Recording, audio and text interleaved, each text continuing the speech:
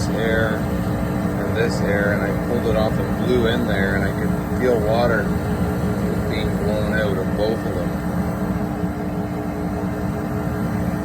Yes, and this.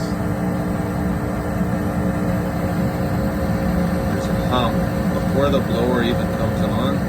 Before these flames even come on, there's a loud hum or buzz. You kind of hear it now. Hear that hum?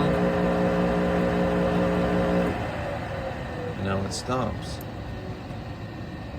But the blower is still on, because I can hear the main blower, so it's got to be this thing, I'm thinking, because the hum is gone now and the furnace is still blowing.